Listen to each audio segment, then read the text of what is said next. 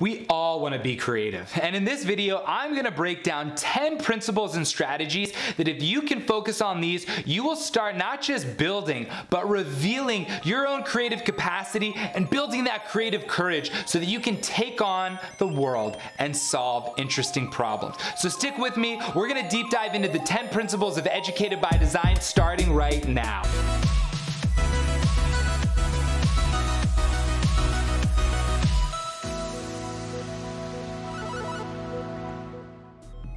Hey everybody, this is Michael Cohen, the Tech Rabbi, and welcome back to the channel. If you are new here, please consider subscribing, and of course, at any time you find value in this video, please consider giving it a like below.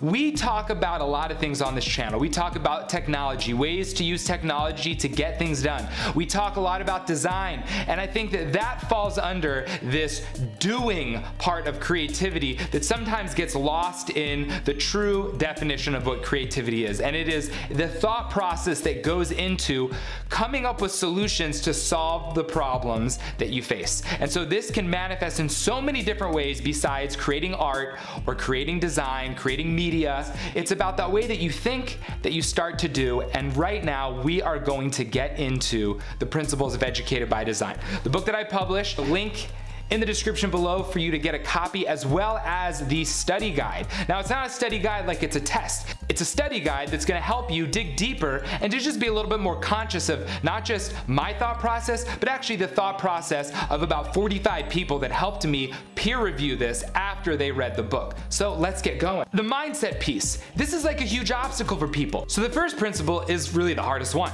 and that's why it's the first one. It's the big obstacle. It's that mindset, not a talent, not an art set. So many of us go through life because we were in second or third grade and we were told that we're not creative. Why? Because we made some sort of art and someone said it wasn't good, or we tried to do something that we were told was creative, and then because that thing was not praised, that thing was not celebrated, we then defined our creativity at that very moment, and then we live the rest of our lives with that mindset.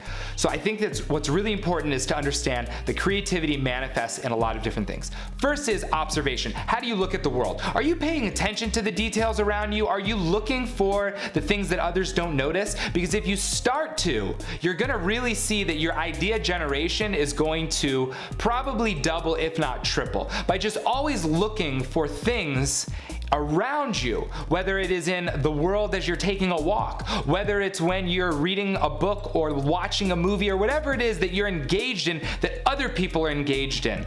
What are those nuances, those little details that you're looking for that you think might have gone unnoticed by others? Second principle is failure. Okay, no one likes this. I don't like it, you don't like it. There's no person that enjoys failure. It is frustrating, it could be embarrassing, it requires you to put yourself out there, admit that you're wrong. It creates this moment of tug of war when you're wrestling with your own ego. But you have to go through it. And in school, we're trained to get an A, to get it perfect, and we flee from failure. And what happens is that you get into the real world and you realize that the only way to succeed is to fail and learn and grow from it. And so that's why I phrase the second principle as that failure is not a destination. It is just a stop on the journey.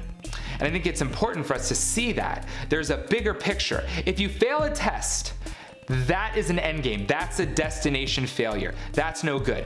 If you fail to finish a report, or if you fail to meet a deadline, that could be a destination failure.